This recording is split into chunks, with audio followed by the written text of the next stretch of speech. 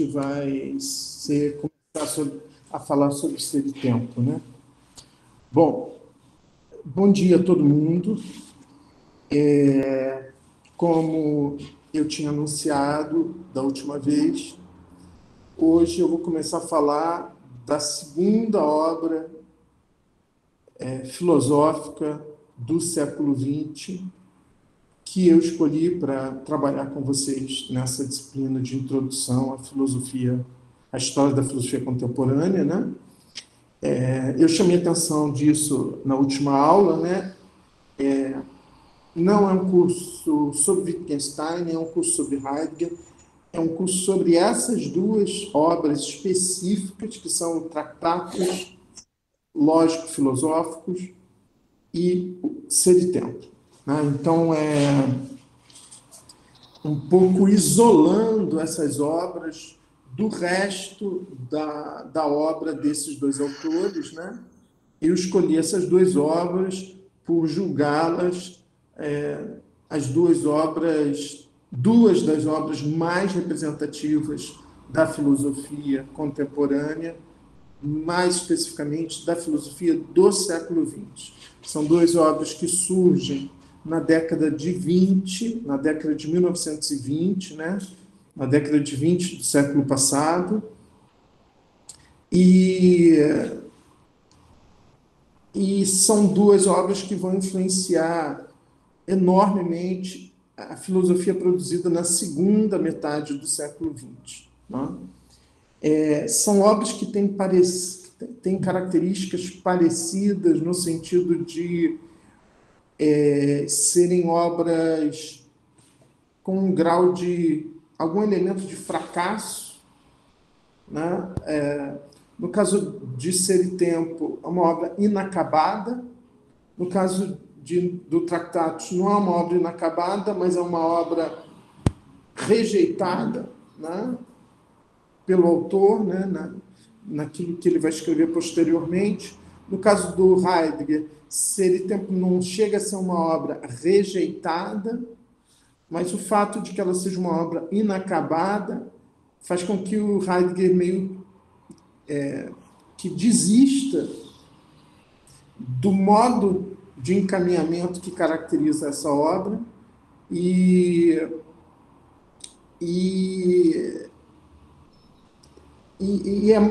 essa é engraçado, porque os dois autores, né, tanto Wittgenstein quanto Heidegger, por conta disso, vão gerar essa nomenclatura, o primeiro e o segundo Wittgenstein, o primeiro e o segundo Heidegger, né? E eu escolhi aqui falar, em ambos os casos, da primeira versão desses autores, desses filósofos, né?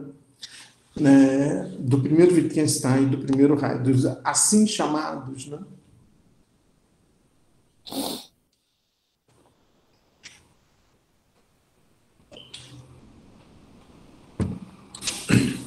Então, eu coloquei para vocês, eu vou passar aqui no modo de apresentação de tela inteira.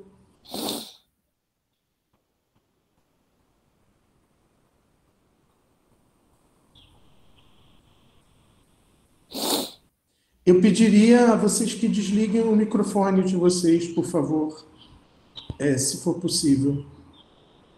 Que só o liguem quando vocês forem falar. Cláudio, um segundo só, que eu fiz uma pergunta no chat e eu acho que você não viu, deve ter passado. Quando é que você vai entregar as notas da avaliação anterior?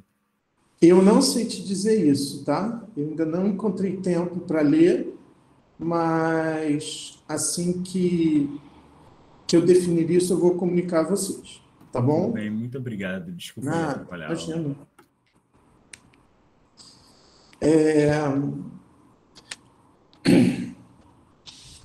Então, eu coloquei lá no Google Classroom uma edição, que é a edição com a qual eu vou trabalhar, vamos dizer que é a edição com a qual eu comecei a estudar Ser e Tempo, já no mestrado, e Eu coloquei também um texto que está no volume Heidegger, da coleção Os Pensadores, né? Essa edição aqui é a segunda edição da coleção Os Pensadores. A segunda edição é a minha preferida, né? Eu não sei se vocês sabem, né? Mas as 3 primeiras edições da coleção Os Pensadores vale a pena comprar. A partir da 4ª já não vale mais a pena comprar, porque ela já não é mais tão completa quanto as 3 primeiras edições, né? As 3 primeiras edições são completas, são edições em 60 volumes, né? São 60 volumes, e a coleção dos Pensadores é um dos maiores acontecimentos da história da filosofia no Brasil, né? Ela começa a ser publicada na década de 70, ela envolve um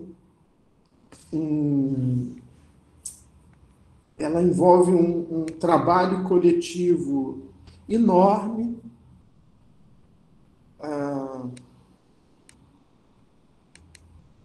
Deixa eu abrir.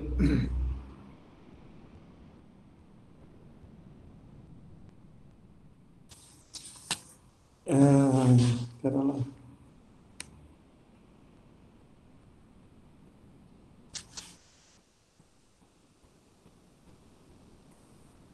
Aqui nessa página não está aparecendo, né? Mas toda a coleção foi coordenada pelo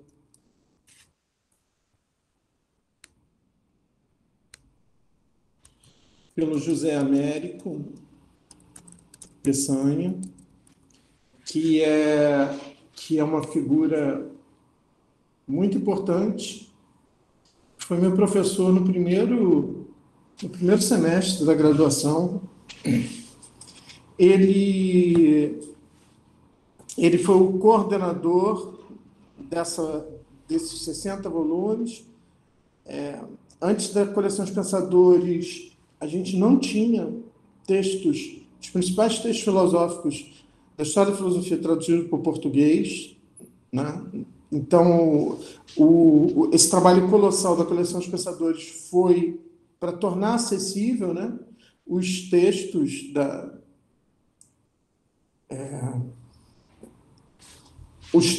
fundamentais da história da filosofia.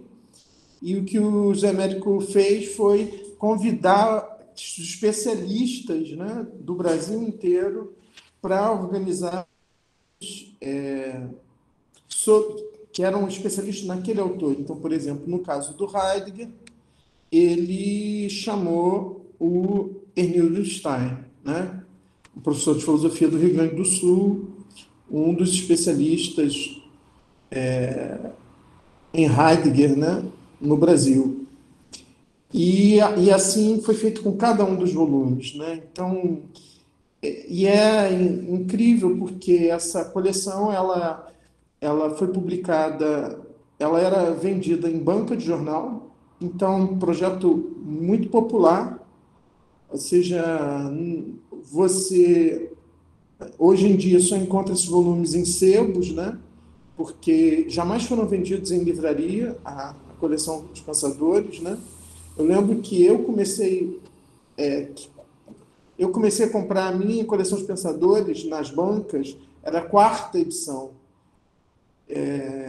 E foi meu primeiro contato com livros de filosofia. Eu ia na banca de jornal e comprava. E, então, realmente, isso é uma coisa muito revolucionária, né? Tinha uma orientação política, obviamente, né? Por isso essa opção de publicar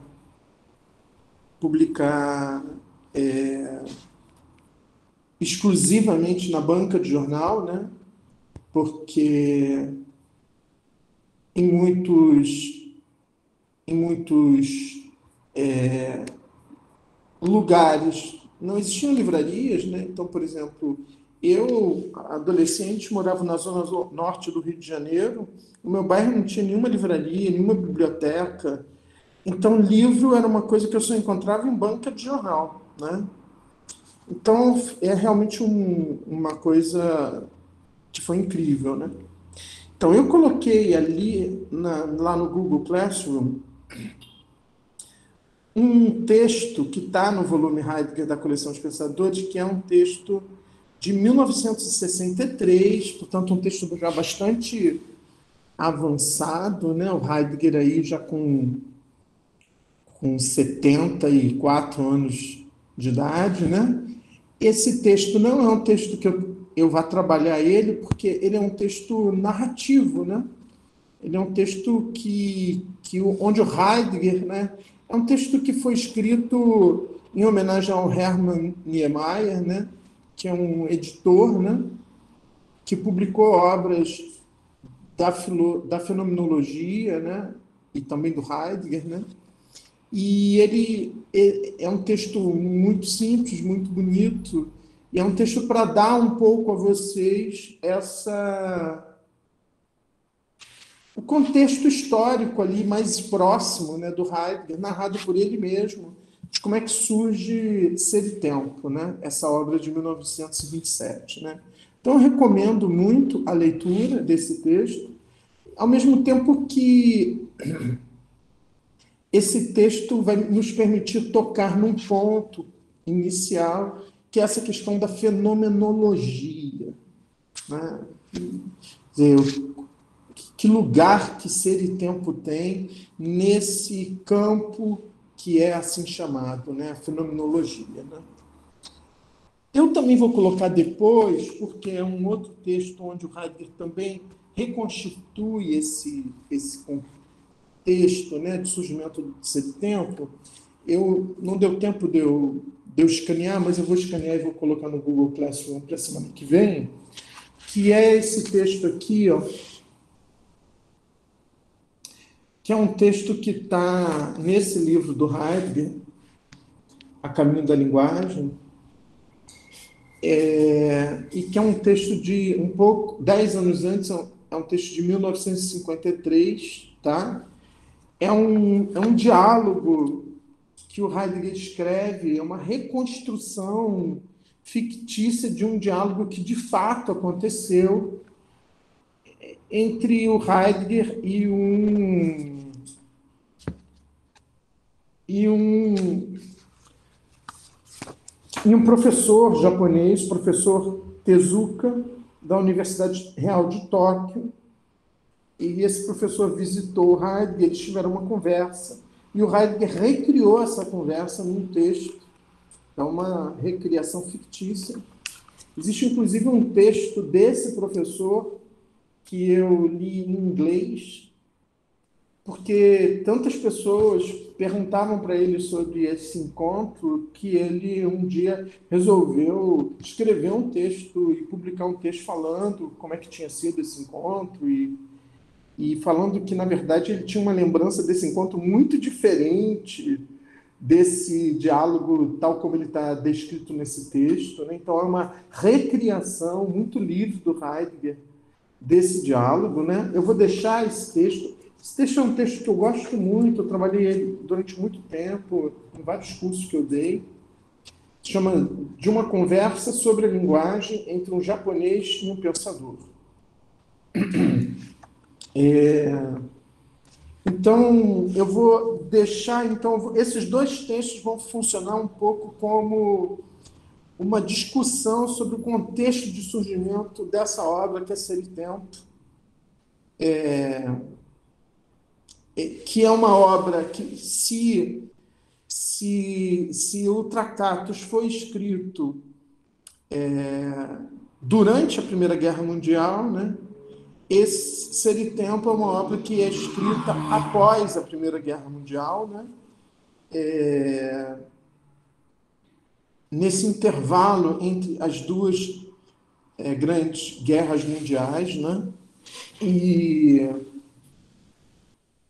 Então, esses dois textos vão funcionar um pouco como um certo contexto, e eu posso me referir a eles eventualmente, mas eu não vou trabalhá-los, porque o objetivo nosso é trabalhar Ser e Tempo, tá?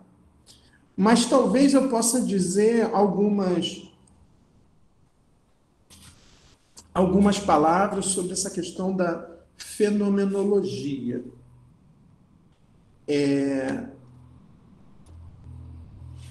Bom, vou falar um pouco, antes de falar um pouco sobre isso, eu vou falar um pouco sobre as edições, né, de Ser e Tempo, né? Ser e Tempo é uma obra tão impressionante que nós temos hoje no Brasil 2 traduções de Ser e Tempo publicadas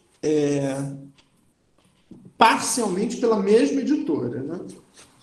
Então, essa edição que vocês têm, que eu coloquei, que foi a edição com a qual eu tive o primeiro contato, ela era publicada em 2 volumes, né? Parte 1 e a parte 2, né? Quero mostrar já aqui para vocês que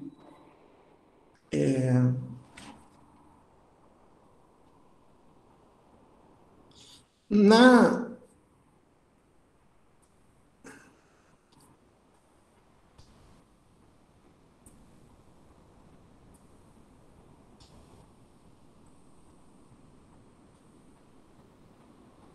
Então, ao final, Ser e Tempo tem uma introdução em 8 parágrafos, né? E ao final dessa introdução, no 8º parágrafo, o sumário do tratado é apresentado.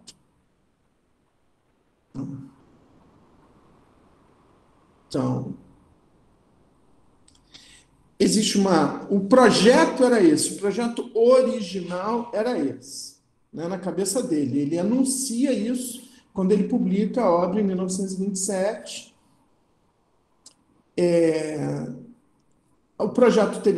O livro teria 2 partes, tá?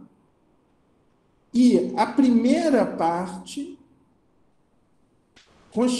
seria dividida em 3 sessões, assim como a segunda parte.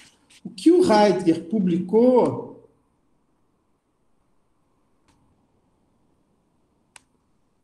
em 1927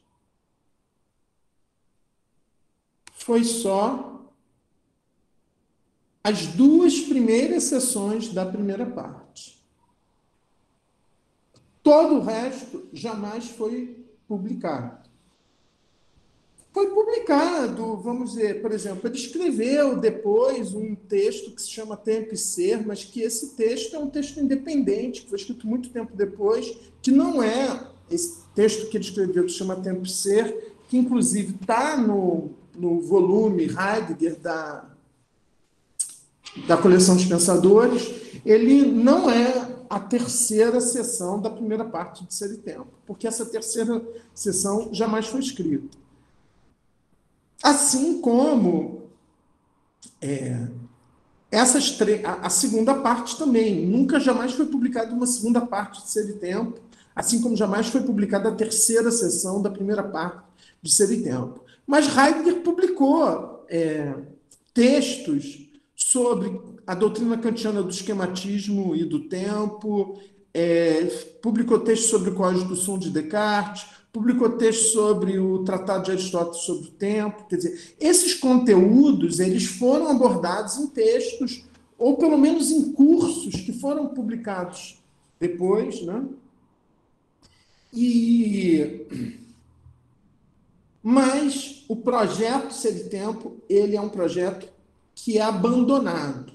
Ele não é continuado. Heidegger, ele vê problemas ali, ele acha que esses problemas, surgem problemas na recepção de Ser e Tempo, no momento em que Ser e Tempo é publicado.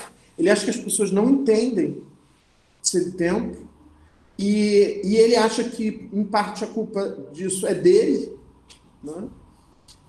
Porque ele acha, por causa da linguagem que ele utilizou ali, né? Então, é um projeto abandonado, né? Todos 2, tanto tratados quanto Ser e Tempo, são tratados, né? Eles têm essa forma de tratados, né? Coisa que o Heidegger não vai mais escrever. Nem o Wittgenstein, né, vai escrever tratados novamente, nem o Heidegger vai escrever tratados. Os textos do Heidegger posteriores a Ser e Tempo são ensaios, conferências, seminários, cursos, né? É um pouco como se fosse o fim do tratado, né? Assim, essas duas obras, né? O fim da... Ninguém nunca mais tentou escrever algo assim. Talvez, não sei, falando aqui, mas talvez haja algumas tentativas, né? Mas, enfim, são os dois últimos grandes tratados da história da filosofia. Então, isso que foi publicado no Brasil como 2 volumes foi a primeira sessão da primeira parte e a segunda sessão da segunda parte, né? Por quê? Porque primeiro foi publicada a primeira sessão num volume, né? Que é esse exatamente aqui, o parte 1, né? Então, Ser e Tempo parte 1 e Ser e Tempo parte 2, na verdade, é primeira sessão da primeira parte de Ser e Tempo e segunda sessão da primeira parte de Ser e Tempo, tá? Então, isso só para...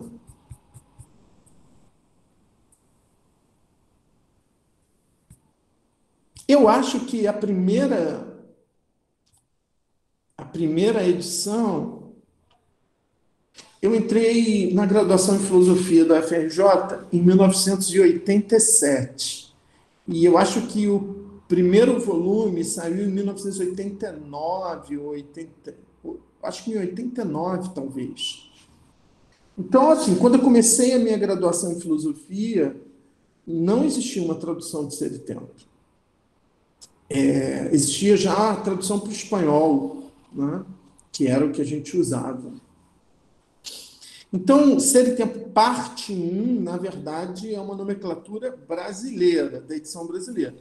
Tanto é que, muitos anos depois, a Márcia, que é a tradutora brasileira, né? A Márcia Sá Cavalcante Schubach, que foi uma aluna, discípula do Emanuel Carneiro Leão, que foi o grande heideggeriano que formou todos os heideggerianos no Rio de Janeiro, né? Ela, num determinado momento, resolve fazer uma grande revisão da tradução, e aí, quando publica essa edição revista, ela publica em um único volume, né? Que é essa edição aqui, e que é publicado em um único volume, exatamente como a edição alemã, né? Que é em um único volume. Né? Só que aí, há alguns anos atrás, a Vozes, que é a mesma editora que publicou a tradução da Márcia, numa parceria com a editora da Unicamp, em 2012, publica uma segunda tradução do Ser e Tempo, que é essa daqui, uma edição bilíngue, né? Então você tem sempre o texto alemão e o texto português, né? E aí eu fui comprar, é uma tradução do Fausto Castilho. Não. E eu não vou usar essa edição, porque a edição da Márcia sempre teve problemas, né? E alguns desses problemas ela tentou resolver nessa edição revista que ela fez, mas para mim é muito menos problemas do que essa daqui. Essa daqui eu considero uma tradução... eu achei horrível. Não. Então, quer dizer, quando ela saiu, eu já nem estava mais estudando muito Heidegger, né? Mas eu fui olhar, até porque eu já dei curso sobre Ser e Tempo na graduação em filosofia da UF várias vezes, até porque eu acho que eu sou o único professor que já deu curso sobre ser e tempo na graduação da UFM. Inclusive, às vezes, o departamento me pedia isso para dar e tal, porque é uma obra que eu trabalhei tanto no meu mestrado quanto no meu doutorado, né? Então, é uma obra que eu conheço muito bem. Então, quando saiu essa, eu fui até esperançoso. Poxa, uma nova tradução. Só que eu achei muito pior do que a da Márcia. Eu acho que ele inventa umas coisas muito bizarras. Enfim, eu vou trabalhar com vocês a tradução da Márcia e quando eu achar que tiver divergências com relação a alguns pontos, eu vou fazer referência ao texto em alemão, tá?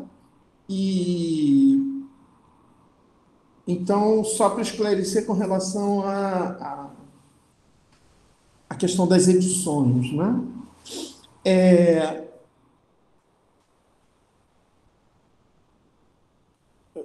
Com relação Bom, isso, encerrando essa parte das edições, eu vou trabalhar com essa edição, né? Para falar um pouco, só para situar esses dois textos que eu vou usar, esses dois textos que falam desse contexto, né? O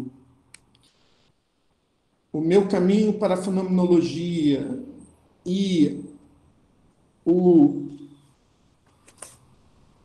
de uma conversa da linguagem, de uma conversa sobre a linguagem entre um japonês e um pensador, todos os dois textos mostram, né, que o Heidegger, embora ele tenha surgido nesse campo da fenomenologia, né, por isso, Ser e Tempo é dedicado a Edmund Husserl, né, que o Heidegger foi assistente, né, professor assistente do Husserl em Freiburg, né, foi aluno do Husserl em Freiburg. Foi graças ao Husserl que Ser e Tempo foi publicado pela primeira vez. Então, o Heidegger ele surge nesse lugar aí da fenomenologia, mas o Heidegger ele não é propriamente um fenomenólogo, né? Então, por isso que, por exemplo, posso dizer que sou um estudioso de Heidegger, eu fui um estudioso de Heidegger, mas eu nunca fui um estudioso da fenomenologia. Então, eu não sou um conhecedor da fenomenologia. Eu nunca estudei Husserl, né? Eu nunca estudei Merleau-Ponty, eu nunca estudei Derrida, ou seja, esses autores que eu considero os verdadeiros representantes daquilo que Paul Ricoeur, sei lá, do que seria uma escola fenomenológica propriamente dita, né? O Heidegger ele surge aí, mas é óbvio que o barato dele é outro, né? O Heidegger, para mim, ele não tem a ver com a fenomenologia, o Heidegger ele tem a ver com o linguistic turn, né? Ou seja, como Wittgenstein. É por isso que eu acho que os dois têm muito a ver. E o Heidegger fala um pouco sobre isso nesses dois textos que eu vou deixar para vocês. Um deles eu já deixei, que é esse meu caminho sobre a fenomenologia. Inclusive, no final aqui,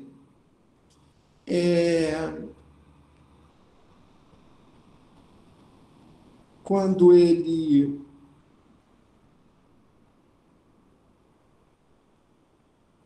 até fala uma coisa que eu acho interessante, né? Ele diz...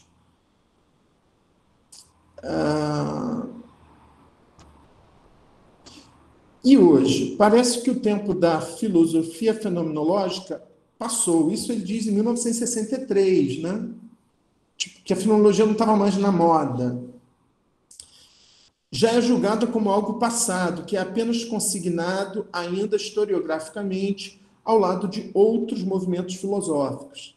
Entretanto, a fenomenologia não é nenhum movimento naquilo que lhe é mais próprio.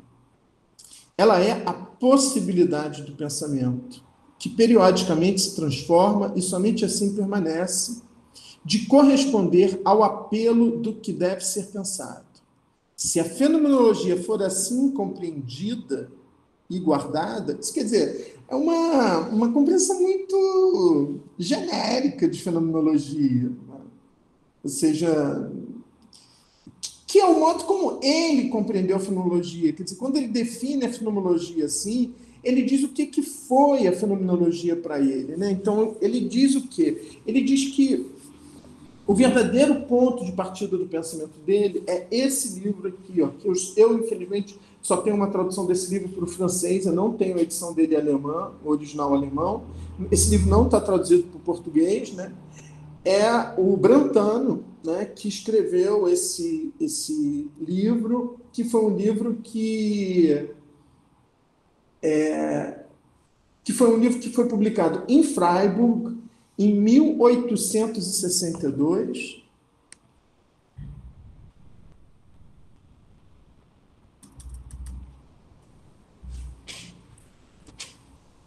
Ah,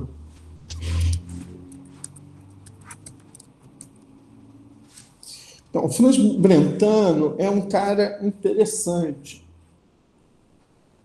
Ele é um pouco para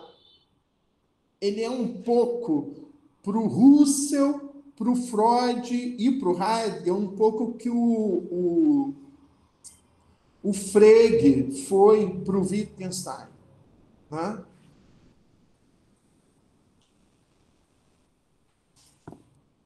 Então, o Brentano,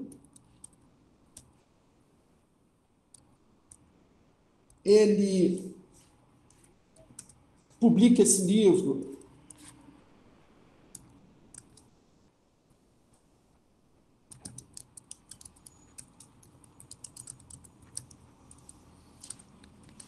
em 1862, né? Tem que lembrar, o Heidegger nasce em 1889, né? Então, o Brentano, ele publica esse livro em 1862, é uma dissertação, né?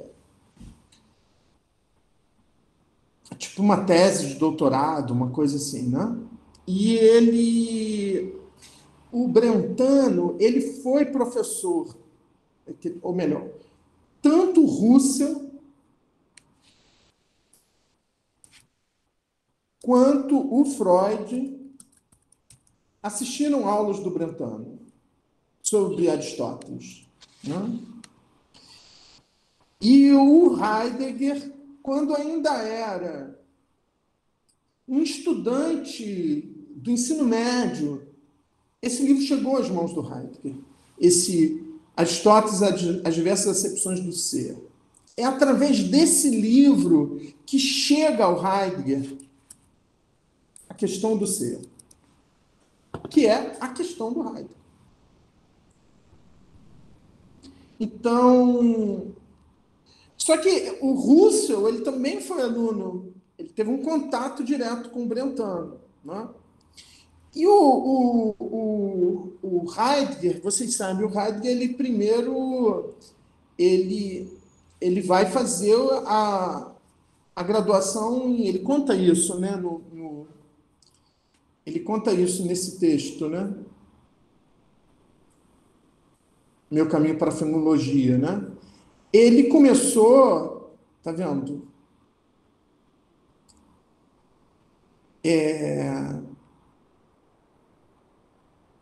Então, ele diz, olha, soube por diversas indicações em revistas filosóficas que a maneira de pensar de Russell era determinada por Franz Brentano. A dissertação deste último sobre o significado múltiplo do ente, segundo Aristóteles, 1862, constituía, desde 1907, o principal auxílio nas minhas desajeitadas tentativas para penetrar na filosofia. Tá? Então, isso antes dele conhecer. Só que o Heidegger, ele diz, ele se matricula na faculdade de teologia, no curso de graduação em teologia, onde ele já tinha contato com a filosofia, né, porque faz parte do programa do curso de teologia, até que uma hora eu acho que ele chega a fazer 4 semestres de teologia e até que ele muda e ele já fica sabendo que ele já descobre ali no curso de teologia que a fenomenologia era uma coisa importante, né? Então ele conta bastante essa história aqui, né?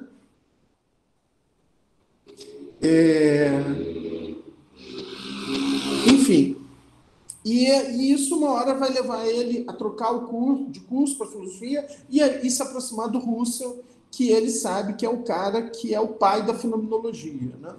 Só que ele não está interessado propriamente na fenomenologia. Tanto é que o que interessa a ele no Russell são as investigações lógicas, né?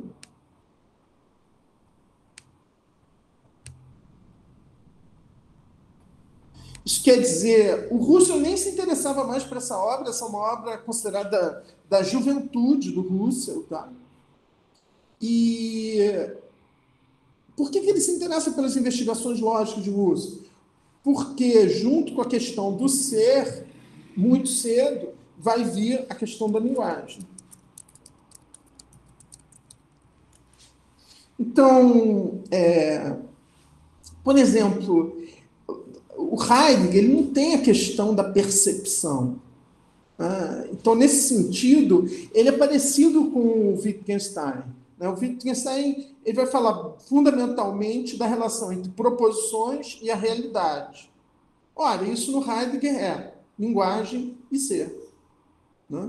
Então, eles são muito parecidos. Mesmo que eles tenham compreensões distintas de ser, de realidade, de mundo e de linguagem, mas é basicamente a questão da relação entre a linguagem e a realidade, a linguagem e o ser. Então, eles estão muito pouco interessados na questão da percepção que o sujeito tem da realidade. Né?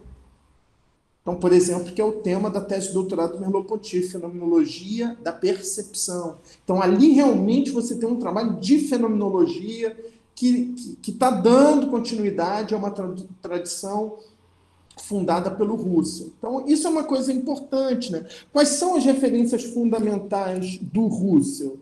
As referências fundamentais do Russell são Kant e Descartes.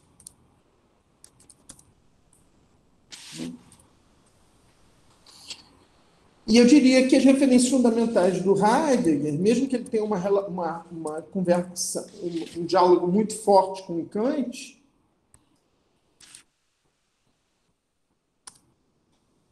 porque o Heidegger surge nesse momento ali, onde você tem duas grandes forças na Alemanha, que é a fenomenologia, que está sendo criada pelo Russell, e o neocantismo, os neocantianos. O Heidegger foi aluno do Rickert, né, que também foi professor do Walter Benjamin. Né? Então, daí a importância do neocantismo também para o Benjamin, né, para o Walter Benjamin. Né? Mas eu diria que o Heidegger ele tem uma influência fundamental de dois autores que para o Russell não significa absolutamente nada. O Hegel e o Nietzsche. Né? Então, são tradições muito diferentes, a do Russell e a do Heidegger. Né? Então, ali há um encontro que é quase um mal entendido, né? E a questão lá do Russell ser judeu e essa questão do Heidegger e o nazismo vai aumentar dimensões políticas e trágicas a esse mal entendido, né?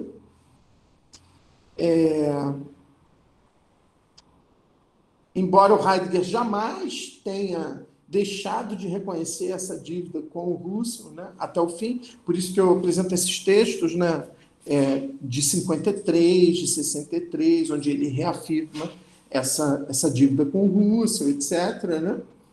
Mas o que o Heidegger entende por fenomenologia não tem nada a ver com a fenomenologia do Russell. Né? Então, se a gente volta lá para esse texto aqui, lá no final, ele faz quando ele diz, se a fenomenologia for assim compreendida, isso quer dizer, se a fenomenologia for entendida como ele, Heidegger, compreendeu, que não tem nada a ver com fenomenologia,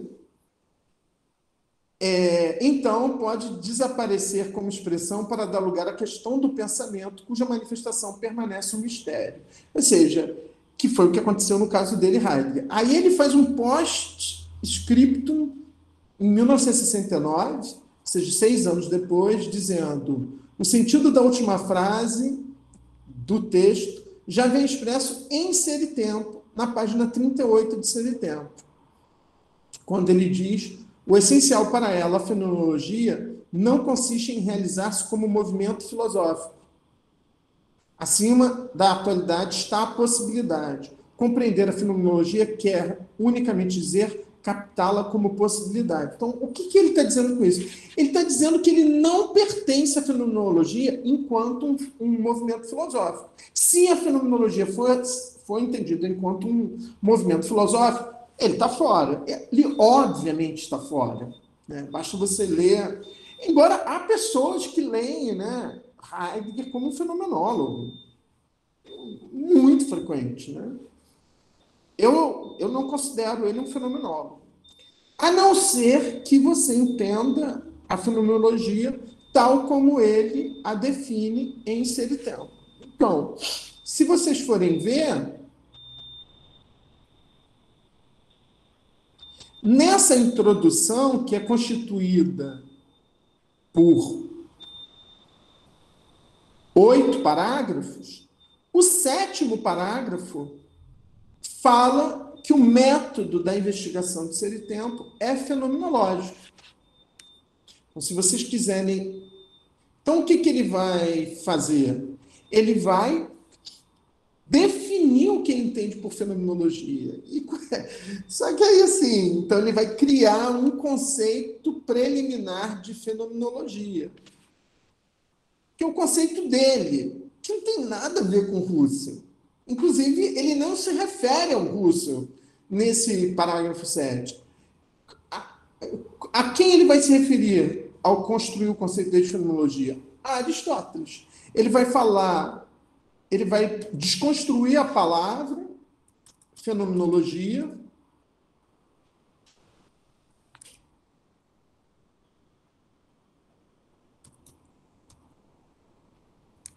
como uma palavra fundada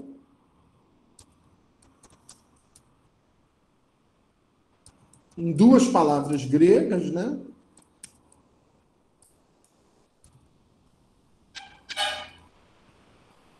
E logos, né? Então, ele vai tentar entender o que é fenômeno e o que é logos, em sentido grego, para a filosofia antiga, para a filosofia de Aristóteles. Né? Então, o que a gente poderia dizer assim, o que é a fenomenologia do Heidegger? É como se fosse ler Aristóteles depois de ter lido as investigações lógicas do Russell. Ler Aristóteles tendo tido contato com a fenomenologia do Russell. Então, eu acho que é isso que a gente pode dizer que é Ser e Tempo, tá? Então, se vocês quiserem conhecer esse conceito de fenomenologia do Heidegger, que eu não vou privilegiar isso nessa leitura que eu vou fazer aqui com vocês, é só vocês irem lá. Mas, assim, esse conceito que ele vai criar aqui, ele não vai usar mais isso. O Heidegger, depois de Ser e Tempo, ele não vai mais falar em fenomenologia. Né? Ele é que fala porque ele está se inserindo nesse campo aberto pelo Russell e tal, mas depois que ele publica Esse Tempo, ele não precisa mais disso. Logo depois ele vai ser nomeado professor da Universidade de Freiburg, substituindo exatamente o Russell, então ele não precisa mais pagar reconhecimento para o Russell, ele já vai se tornar um professor permanente do quadro da universidade, substituindo exatamente o Russell. Então, se vocês quiserem se aprofundar nisso, eu sugiro que vocês leiam essa parte de Ser e Tempo, tá? Eu não vou começar aqui, tá? Eu vou fazer um intervalo aqui, né? Alguém teria alguma pergunta até aqui, antes da gente partir para o intervalo?